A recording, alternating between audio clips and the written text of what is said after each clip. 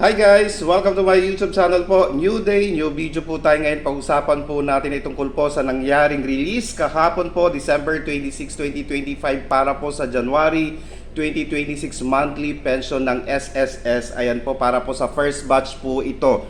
Kahapon po, marami na pong nakakuha, naka-claim, naka-withdraw ng kanilang SSS pension. Marami pa rin pong hindi nakakuha. Ngayon, ano po ba ang mga rason kung bakit may mga nakakuha na, naka-withdraw na, yung iba hindi pa po naka-withdraw? Depende po yan sa release ng inyong mga bangko. Kasi po, marami pong nagko-comment sa akin na hindi pa nila nakuha, yung iba naman po natanggap na po nila. Ngayon, nakadepende po tayo sa bangko.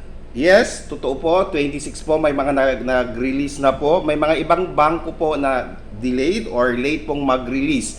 Ngayon, this morning po, marami po akong nabasa sa mga Facebook groups na sinalihan ko po para po may mga resibo po tayo habang tayo po ay nagsasalita dito sa harap ng video.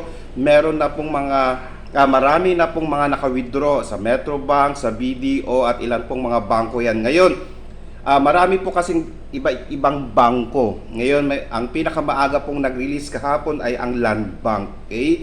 So sa ating mga SSS pensioner po na hindi pa po nakapag-receive kahapon, hintayin nyo po hanggang mamaya po kasi nga po, nakadepende po yan so kung ano pong bangko meron po kayo.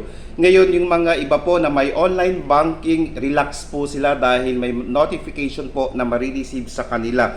Yan nga po ay parati ko pong sinasabi sa inyo na dapat po meron po kayong online banking para notification lang ang hihintayin po ninyo kung meron na pong dumating sa inyong account po.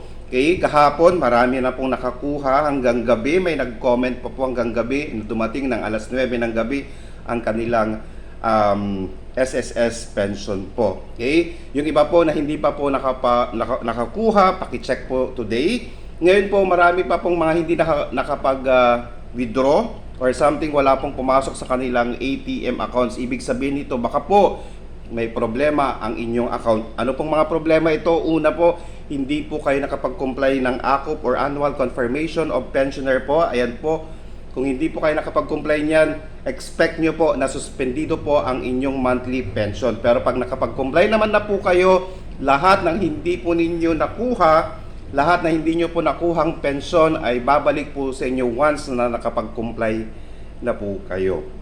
Okay? Ngayon sa mga pensioners naman po na expired ang kanilang mga ATM na hindi po nila nakikita yung expiration pero expired na po pala, pwede po kayong mag-over the counter. Kaso nga lang po, holidays, weekends po tayo so sa susunod na po na taon.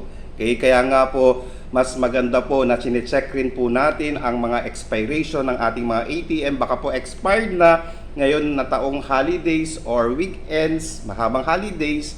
So, makukuha nyo na po yan pagdating ng susunod na regular working day po ng mga bangko na yan. Okay?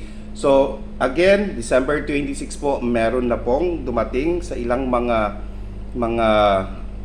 tawag dito, pensioners po natin. Depende po yan sa bangko, depende po yan kung kailan po nila i-release. Ayan po, nakadepende po yan sa kanila. Marami pong mga bangko na maaga pong nagre-release. Meron naman po yung mga bangko na ngayong araw na po na magre-release ng inyong monthly pension po. Sana po nakatulong po ako. Please do not forget to subscribe, like, and share para po lagi po kayong updated. Pakicheck po yung notification po para every time po na may bago po akong video para po sa inyo po ito lahat. Okay? Meron po tayong mga resibo na ipapakita para hindi nyo po sabihin na fake news po. Hindi po ako haharap sa inyo na ganito po kung fake news din lang po ang sasabihin ko. Okay? Sana po nakatulong po ako. Please do not forget again, subscribe, like, and share para po lagi po kayong updated sa ating mga videos. Maraming salamat po and always stay safe. Bye-bye.